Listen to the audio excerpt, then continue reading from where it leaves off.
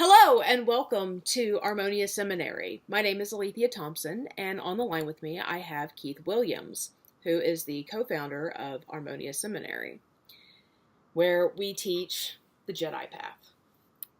Earlier this week, I wrote a blog on collective consciousness and how one might be able to see it from the perspective of maybe Star Wars or mirrored from Star Wars to our world. Well, since I've kind of already given my perspective, I wanted to ask Keith if he could give his own perspective. So, Keith, when we're talking about collective consciousness, before the show, you actually mentioned that the origin comes from a very particular person named Emil. Yes, Emil Durkheim, in his book, The Division of Labour in Society, he actually phrased the term conscious collective. And in his talking about it, he was referencing the shared beliefs, ideas, and moral attitudes which unify a society, which bring a society together. So shared ideas, for example, you could argue law is an example of a collective conscious, in the sense that everyone generally is expected to follow it, and if you don't follow it, you're put in prison or you're fined, or in some countries you are executed. So that is, yes, Durkheim's suggestion was, when he talked of this collective consciousness, he was referencing what does a society share, what is the motive force of the general population. So, well, conscious collective actually sounds kind of different, as in I am conscious and all these individuals around me are conscious, and we are collectively giving ideas to each other, kind of like what I actually described in my blog. And I'll link you guys to that if you haven't read it yet in the comments. But and actually, if you can provide me with a link to where they can read this book, I will do that too. Yes, I was about to say the best translation, because it is in French originally, 1893, so you can expect the language to be a bit dated as well.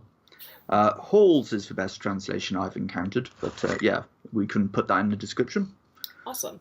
So now, how would this idea go from a conscious collective to what we now describe in more New Age systems, and how we link other beliefs to believing in this concept called collective consciousness? How did it even transition from that? Do you know? I would say in a lot of ways the oversoul is not a new idea. And that's what I would say a lot of this terms about collective consciousness and so forth. It's a huge misappropriation.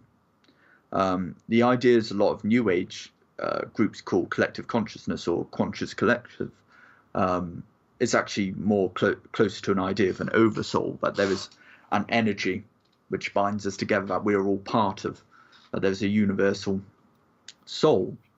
Now, in that sense, I suppose the difference there is that there's a back and forth concept in New Ageism. I'm trying to think of the word. The idea of the records. What were they called? The Akashic records? That's it. The Akashic. That would be an example of what one might call this oversoul or collective consciousness, or this binding energy which connects everything together. So in that term, in that sense, when they talk of a collective consciousness, they are thinking of a huge machine, I suppose. That the universe in of itself is a brain, and that we are all neurons that are part of it. We are just part of this huge consciousness. So kind of like I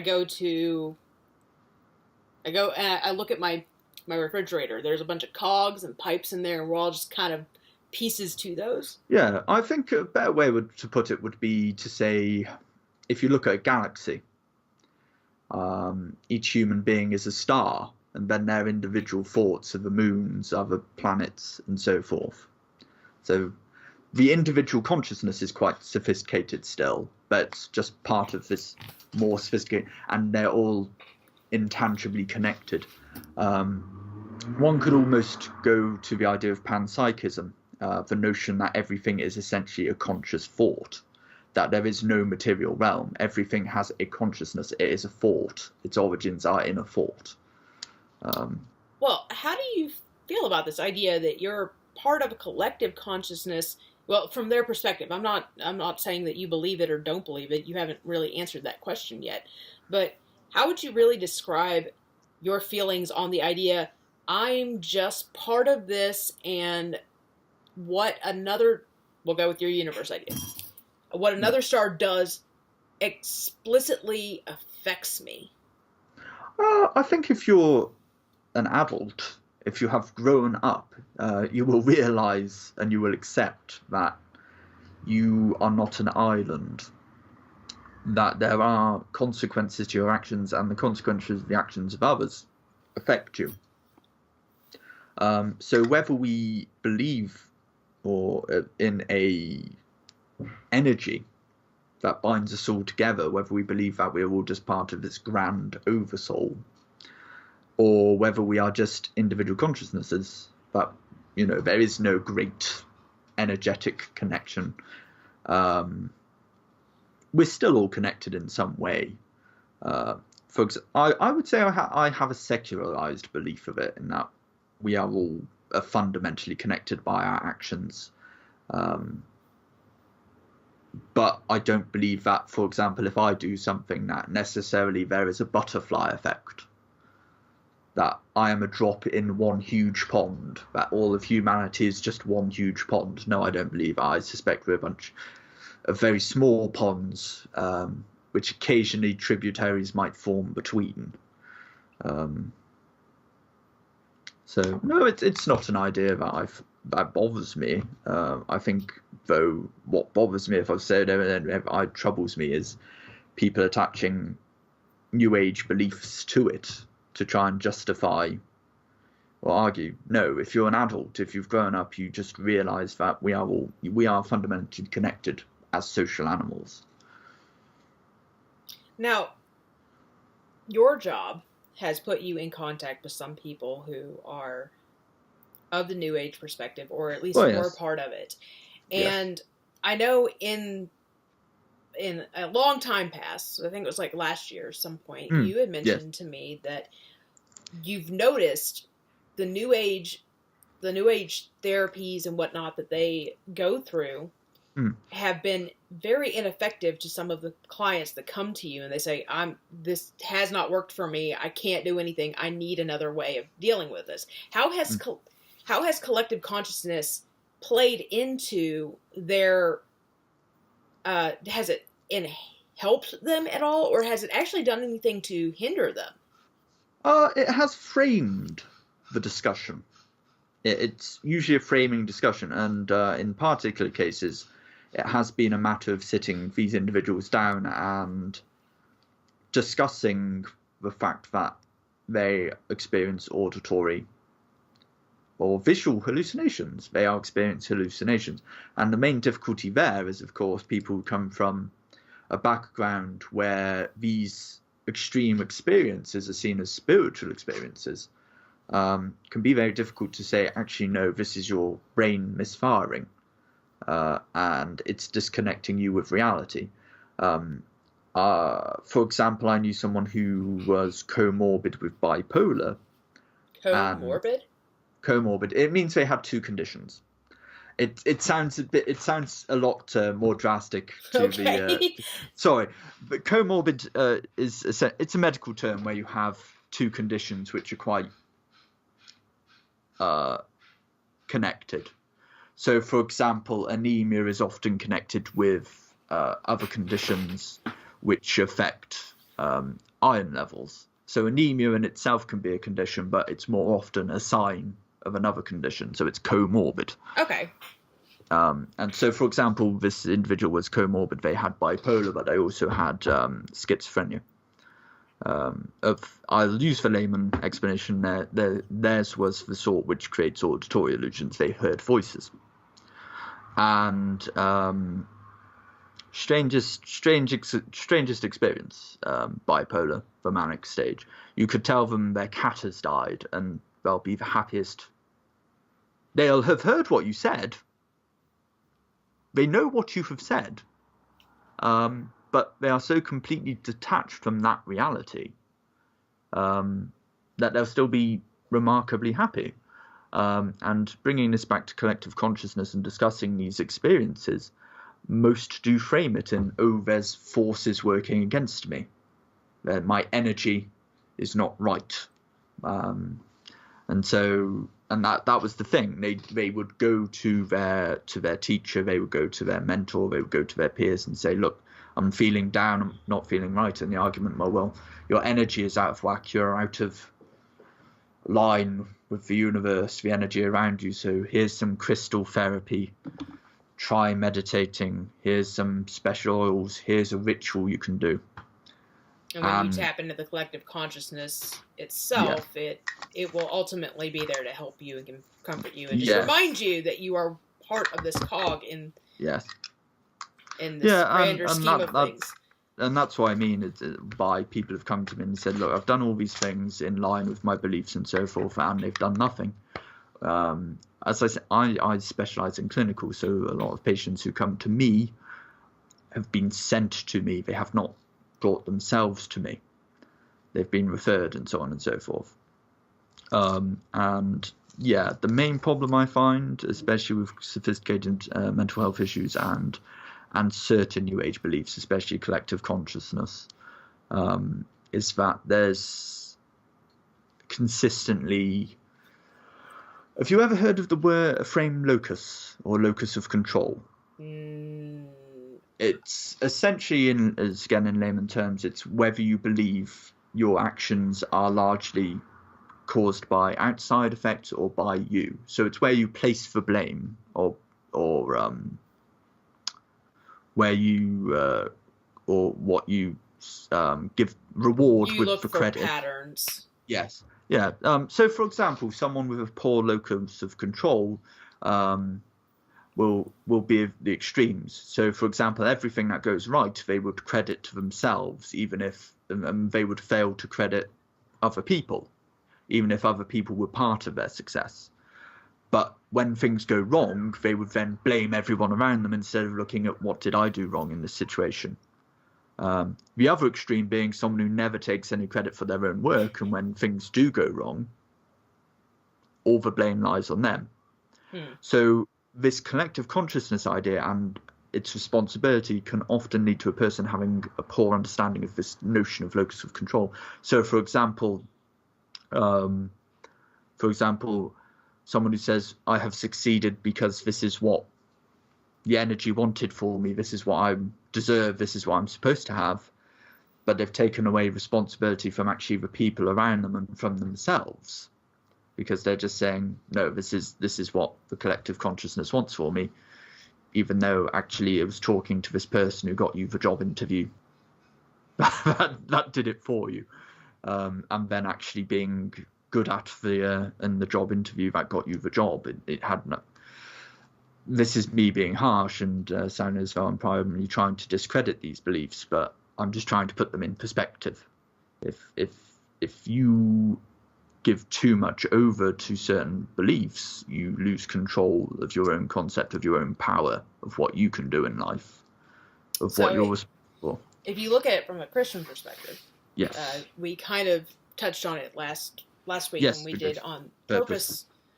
Was, I said I don't believe that everybody gets a purpose from God. I believe that you're given gifts, and you have the free will to decide whether or not you're going to use those gifts for the glory of God, use them for yourself, or just discard them completely.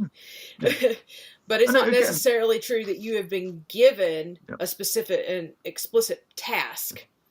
You've just been, hey, here are the tools, do with it to bring glory to me, etc., etc. Well, in Christianity, we also have, in similar line to the belief that you said, okay, so when that person gets the job, then maybe it was this or that, and maybe that's how they got it. Well, some believe that is exactly how it happens. Some believe that the only time you really know that it was God who got you that job was when it was almost impossible Like, you look at a job online and you see it and you really like the idea, but then you kind of feel like, oh man, I don't think I could actually do that because I don't have the degree. And the next day you get a phone call from them who they just happen to be on, I don't know, Indeed.com, and said, oh, hey, here's a really good resume. Let me call that person and see if they would be willing to come in and interview. Yes. I think another issue with the word collective consciousness in New Age, and again, because unfortunately they're stealing. Before we go with that, I'm curious, could you still, even in your paradigm, allow for the possibility that sometimes it does happen? It's not all the time, but maybe sometimes, such as the case I just described, maybe it really was another being, a higher being that did help you with that.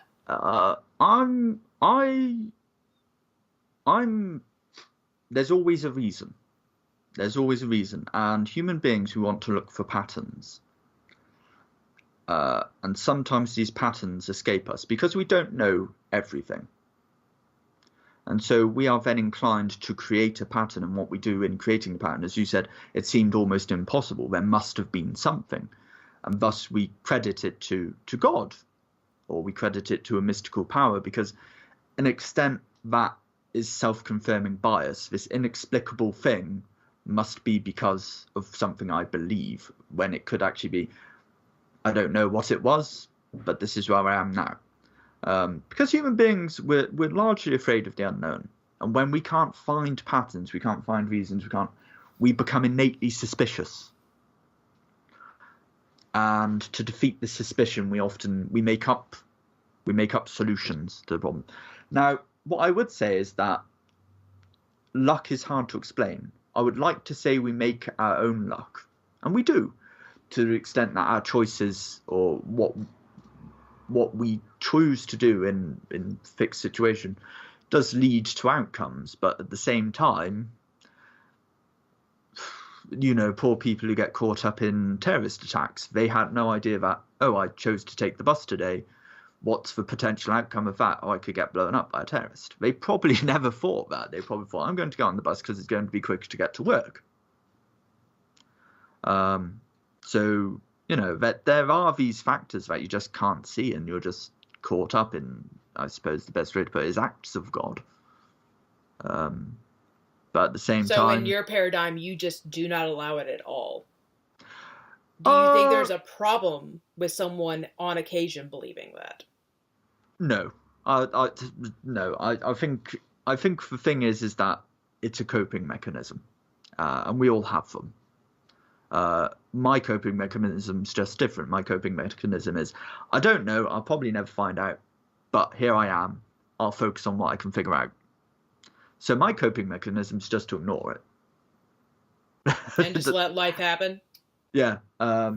Whereas other people, as I said, their mechanism in that same situation is say, well, I already believe in God. I try to be a good person. God pull this through for me. Or, someone coming from a tradition where spell work is critical, they might suggest, well, my spell worked. My rituals are doing the job. So, it's the patterns as an individual that we can see that lead us to our answers in this particular case. Now, what I think New Age is actually largely gets at is actually what I'd call higher consciousness rather than collective consciousness. Okay. Or a higher collective consciousness. The idea that there is a transcendental self, the soul. And what I would say when they talk of this collective consciousness is how all souls are connected. Now, that doesn't actually change the outcome a lot. But it's very different to what I would call a collective consciousness. Well, if we look at the transcendental, yes. There are beliefs that, specifically transcendental meditation, that you can go to. They've done experiments. Now, I've only briefly looked over them. When I started looking into it, I did not have access to a decent library. Okay. But they've done studies. Oh, yeah. Actually, come to think of it, you might have access to a decent library. I could just ask you or William to go and find me. What I was going to say, speaking of transcendental, a lot of these things is, and unfortunately, it's largely paranormal psychologists, but thankfully, more cognitive psychologists are now exploring it. And generally, what we find is the results vary significantly on the study you look at. So if you do a meta-analysis of all the relevant studies, generally most meta-analyses which don't accept the outliers will say something's going on, but it's not significant. And there might be a relationship between one thing and the other, but there might not be. And then if you trying to think. I'm not sure if the group actually knows what we're talking about, so I want to just go ahead and explain that context part. What I'm saying. Yes. So, in transcendental meditation, what they'll do is they did an experiment where they went to different cities that had high crime rates, and the rule was they had to have so much percentage to the population. So I don't remember exactly what the percentage is, but it was like if there was 1,000 people in this city and there was a lot of crime, then you would have to have like 200 people doing transcendental meditation, and these numbers might be wrong. It's just, there's a percentage of that group. And they will do transcendental meditation over a period of time, and that would determine whether or not there was a significant drop in crime. Now, the results, if you talk to people who do transcendental meditation, will tell you that it does significantly drop in crime. Though, as I've seen, I think there's a couple of them out there that are kind of like, it might have. And then some are like, well, this one didn't really work out the way that we kind of hoped. And, like you said, it could easily be that they just, there's different factors. And some people will write that off. I think what I would say, if I was to look at that straight away, I would say there probably was a reason for a drop of crime, is that if you had the right segment of the population, that's what Nathan said. You've got people away from committing crime because they're busy doing transcendental meditation. They are involved in something else. Yeah, exactly. They would say, or it could easily be interpreted as, we just happen to have the right people that were out there committing crimes. We gathered them up from the inner city. Like if it was in Chicago, gathered up these people from the inner city that would normally commit the crimes, and we had them doing transcendental meditation. So they were completely preoccupied, and there is no reason that they would be out committing crime. Yeah, I mean that's that there is the possibility. Now, this is something that I did not look to see. Was it that they had 1,000 people? And then when they did the transcendental meditation, the number of people inside the city was 1,200, using my numbers from before. From a particular social aspect, in discussing this, in establishing a relationship. Well, they would be in. Now, hold on. They would be in as I recall, they were in their own hotel rooms. They were not communicating with anybody. No, what I meant is that the sample, how they gathered the sample could be a key thing. That's true too. And again, if they were looking at because you would streamline the population you were looking at. So if you were looking at blocks and so forth, I imagine they probably did it by city district. And they were looking at that particular, and they sourced people from there. And it would have been volunteers. Usually, I suspect it would have been volunteers, and I suspect there might have been some form of incentive to get the numbers. Because the thing is, if you show up and just ask random people to do a psychological study, which takes a lot of effort and time, without offering them compensation, they won't do it. So that compensation, as I said, that might have caught up some people who were otherwise engaged in petty crime. Well, effectively, what we're doing here is, without the studies, we're just shooting in the dark as to what possibly happened. But what I'm getting at is that you can, just some of the rules when looking at some of these studies that you need to be aware of is that There's Peer always review a is important. temptation. There's always a temptation for confirmation bias. Yes. So if someone reads a study which says there might be a relationship between people engaging in transcendental meditation and reduction in crime, the temptation then is to report, transcendental meditation helps reduce crime rates, even if the study actually said, when we did the study and after the study, we found that there was reduced. But was that down to the transcendental meditation, or was it down to things related with people participating in it? As you said, for example, people would have to stay somewhere indoors to meditate. So if you've got less people in a population out on the street, they are less likely to be mugged or considering that it is specifically transcendental meditation, you would have to have people that are qualified to do it. You actually have to be trained on how to do that one, and you pay a master to teach it to you. Yeah, exactly. So that's what I mean. That is an interesting study, but at the same time, it has a lot of well, we don't know. I mean, unless you have actually looked at these studies, you can't really quantify what they are. I'm talking from meta-analysis, and it's so you actually have seen the meta-analysis. I've seen meta-analysis of similar studies, yes. And as I said, my criticism would be they've not looked enough at what could be the connected factors. Okay, well, that's fair. I actually didn't realize that you had actually done a study on it, so I thought we were just kind of shooting from the hip as to what the possibilities were. I read a lot of meta-analysis. If you talk about any psychological topic, I read psychological journals for fun. That's fair. That's fair. So I've read a lot of meta-analysis. Social psychology is my other passion, you see, aside from clinical. Fair enough. And religious. So this higher consciousness is kind of tied more to the transcendental meditation concept, where if you tap into it, then you can affect what's going on in an area. So maybe you could reduce crime. You could reduce, well, I guess it would just be kind of crime. But maybe if you had enough people in America, for example, because we have such a high population, I'm just going to go with that. You have all of us doing TM, and suddenly, and if you follow this theory, the theory would be that if you meditate long enough, if you all meditate for like a week, maybe during that whole week, the number of it has to be people in America, not including our soldiers that are over in this country that I'm about to describe. Say like Iraq.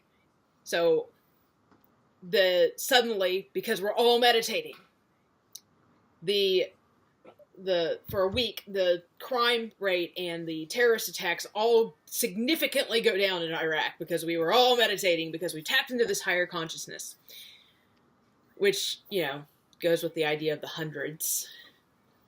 Don't even get me started on how bad that one was as a theory. I'm not a fan of Celestine Prophecy, everybody. It's not a particularly well-written book. No. It's pretty boring. The dialogue's boring. The characters aren't really developed effectively. Go and read Ayn Rand if you want to bore yourself. Yeah. So if you want bad characterizations and empty philosophical musing, Atlas Shrugged beats the Celestine Prophecy every time. Yeah, that's true. So this is effectively what this idea.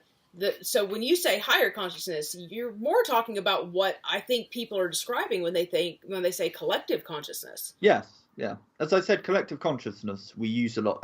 We also say stuff like collective intelligence, because when we say that in sociology or social science, we literally just mean when you get a group of people together and they cooperate, and so on and so forth.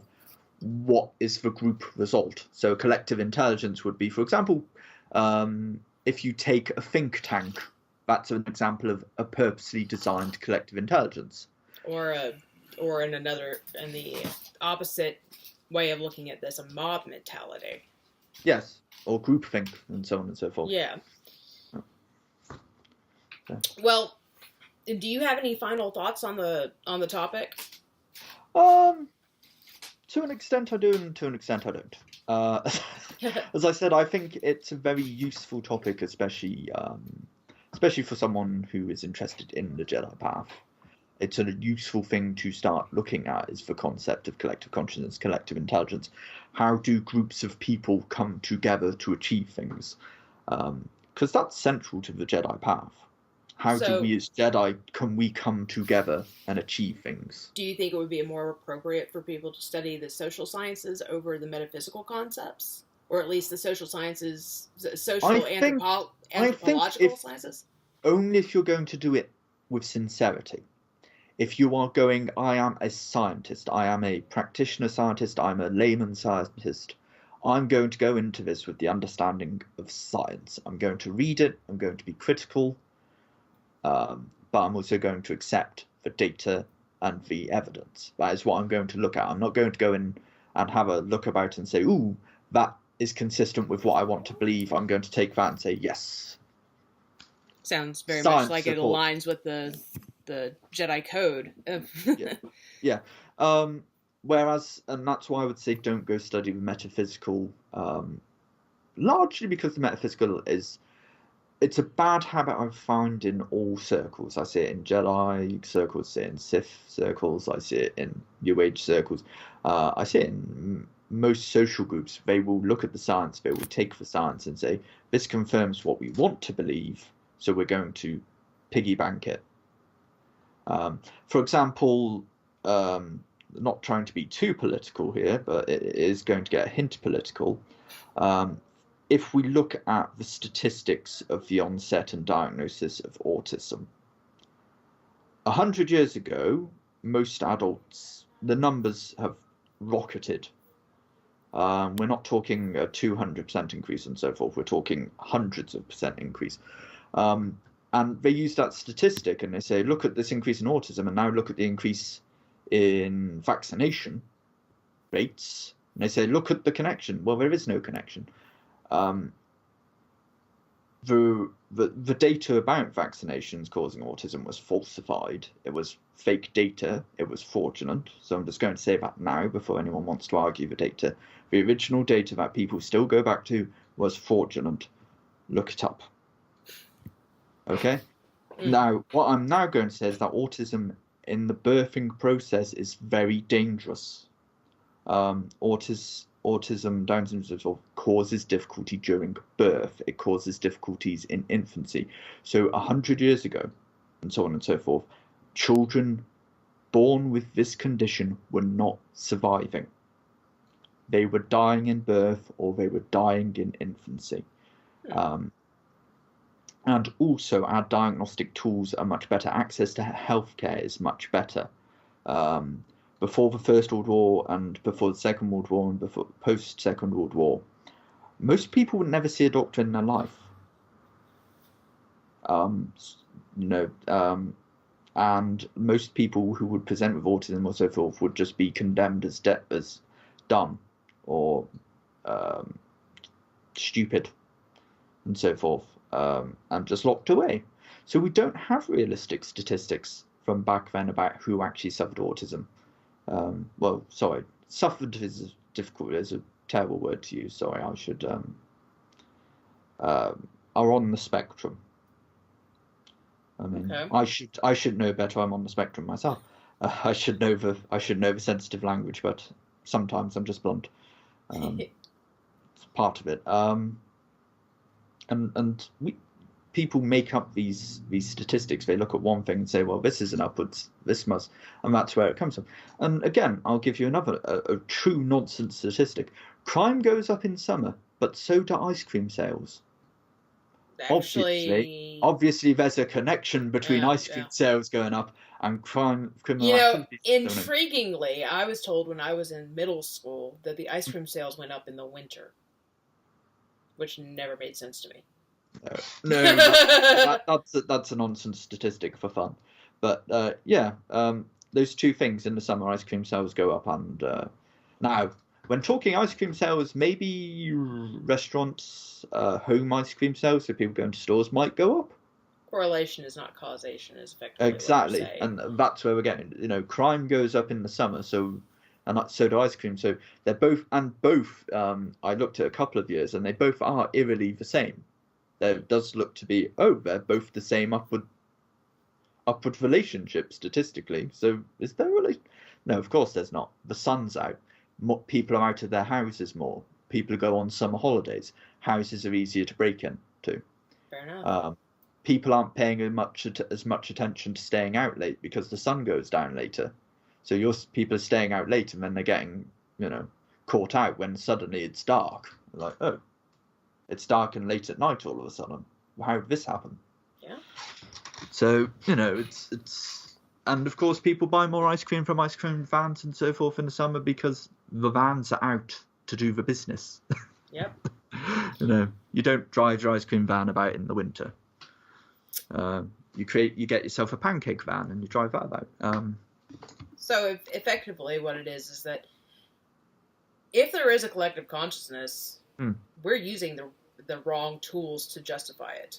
Yeah, people aren't talking about it properly, and that's the thing. This isn't me trying to be horribly critical. This is me saying, well, it's like we said, it's your perspective from the beginning. Yeah, it's my perspective, and this is me saying the tools exist to properly talk about these things, and they exist, and they're quite easy to access. We live in a digital age. There is a lot of information out on the web, and also, if you're lucky, you might know someone who has access to things you don't have access to. For example, I'm part of several journal libraries I can get into, which are a paid service. So I can just come to you and ask you for my journals. Hopefully. Depends if I might not always find something relevant. Thank you for joining us. Joining me and everyone. This is the Armonia Seminary podcast that is run by both myself, Alethea Thompson, and Keith Williams. In the future, hopefully we'll have other people that we can bring on the show. We are still looking for an opening statement. I get bored with saying the same thing over and over again, so maybe I'll even switch it up from time to time as you guys post in the comments below what you think should be our intro. We hope that you will join this discussion. Make comments down below in the comments section. If you're on our Facebook page, please go ahead and by all means engage on the topic. We're not the only people that have opinions, and everyone wants to hear what those opinions are. If you are very strong of the belief of collective consciousness, whereas me and Keith, we're not so much. Now, obviously, I disagreed with him on one thing. I think sometimes God does intervene, and it is because of God. But we can't say that we're not going to get along because of that. Well, I mean, I guess we could, but we don't. It would be an asinine point to fall. Exactly. Fall out over. Now, chocolate ice cream. Now that's something to fall out over. You're wrong. Everyone have a wonderful day, and may the force light your path.